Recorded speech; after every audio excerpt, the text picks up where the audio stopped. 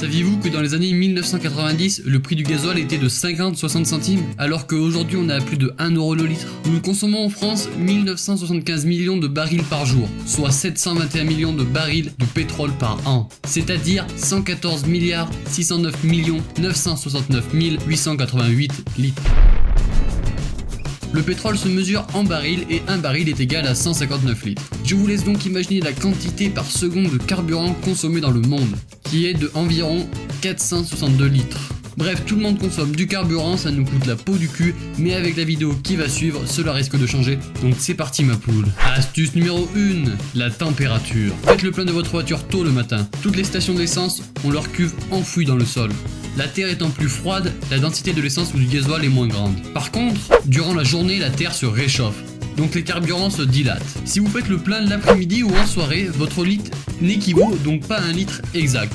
Dans l'industrie du pétrole, la masse spécifique et la température jouent un rôle très important. Bref, en gros, faites le plein de votre voiture quand il fait frais, car votre carburant prendra moins de place car il ne sera pas dilaté. Astuce numéro 2, le pistolet. Lorsque vous faites le plein, n'engagez pas la manette du pistolet en mode maximum. La manette ayant 3 positions de vitesse, lente, moyenne et rapide. Il faudra toujours choisir le mode le plus lent. Vous en aurez plus pour votre argent. Si nous appliquons cette règle lorsque l'on fait le plein, nous réduisons les vapeurs créées pendant le remplissage. Tous les tuyaux de raccordement aux pompes ont un retour de vapeur dans la cuve enterrée. Si vous faites le plein et que la manette soit à sa plus haute vitesse, un certain pourcentage du précieux liquide qui entre dans le réservoir de l'auto se vaporisera. Les vapeurs ainsi transformées retourneront vers la cuve enterrée, avec comme conséquence que vous en aurez moins pour votre argent. En gros, appuyez pas à fond et vous gagnerez de l'argent. Rien ne presse. Astuce numéro 3, la moitié. Le truc très important, c'est de faire le plein de votre réservoir lorsqu'il est encore à moitié plein. Explication. Plus le réservoir est plein, moins il reste d'air. Le carburant s'évapore plus vite que vous ne le pensez.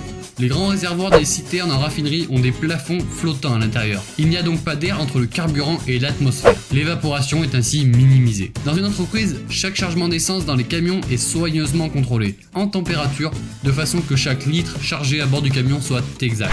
Astuce numéro 4.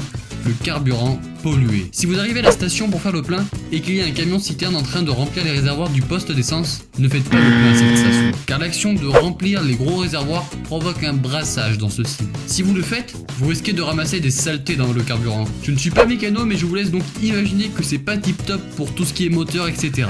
Voilà, la vidéo est terminée, j'espère qu'elle vous aura plu.